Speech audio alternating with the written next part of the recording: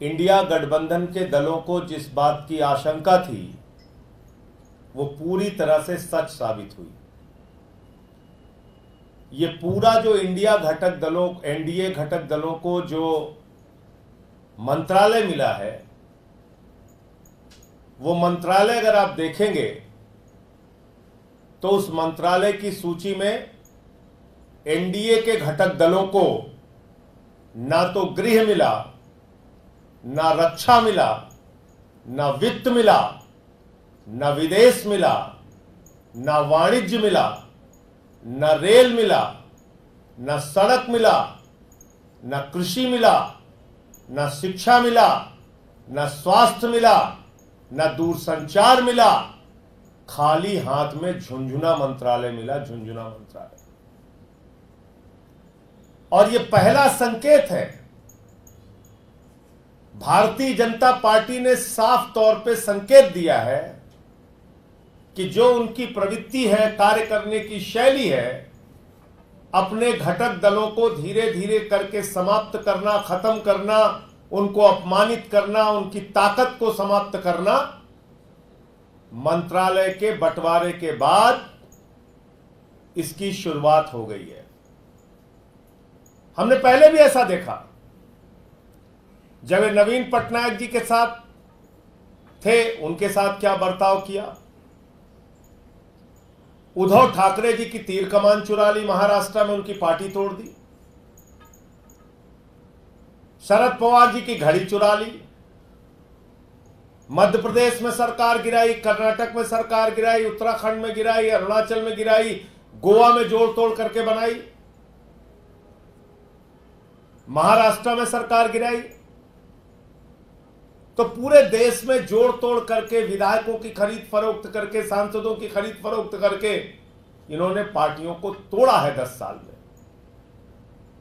और ये झुंझुना मंत्रालय जो दिया है इन्होंने एनडीए के घटक दलों को, अगला चरण इनकी पार्टियों को खत्म करने का होगा। क्योंकि जो जो बातें हम लोग कहते हैं लगभग सच साबित होती है। और वो कैसे होगा?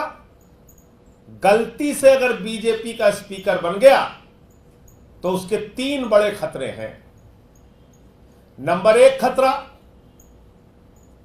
बाबा साहब डॉक्टर भीमराव अंबेडकर जी के द्वारा लिखे गए संविधान की धज्जियां उड़ाई जाएंगी।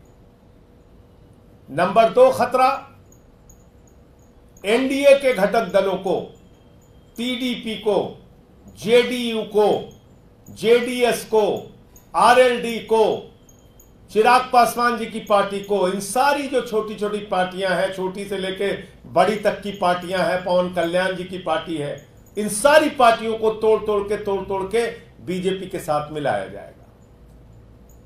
और तीसरा, कोई भी मनमाना बिल सरकार लेके आएगी और जो भी सांसद आवाज उठाएगा, मार्शल से उसको बाहर फेंकवा दिया जाएगा। भारतीय संसदीय इतिहास में 150 सांसद पहली बार मोदी जी की सरकार ने निलंबित किया था। और यह कहने की बात होती है कि यह तो लोकसभा अध्यक्ष का फैसला है, यह तो राज्यसभा के अध्यक्ष का फैसला है। निलंबन का प्रस्ताव सरकार लेके आती है।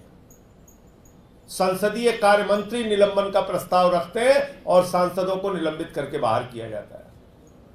और कम से कम एक विषय में मेरी सलाह जरूर माननी चाहिए सांसदों को, क्योंकि सबसे ज्यादा भुक्तभोगी निलंबन की कार्रवाइयों का और मार्शल के द्वारा बाहर फेंके जाने की कार्रवाइयों का मैं रहा हूं। बीजेपी वाले चिल्ला चिल्ला के कहते हैं 56 बार बेल में गए 6 साल के अंदर। कोई अपनी लड़ाई लड़ने के लिए नहीं गया, जनता के मुद्दे उठाए। कभी किसान के सवाल, कभी नौजवान के सवाल, कभी पहलवान के सवाल, कभी मणिपुर के सवाल, कभी शिक्षा मित्र के सवाल, कभी ओल्ड पेंशन के सवाल, और मुझे निलंबित किया गया, बाहर किया गया। तो मैं अभी भी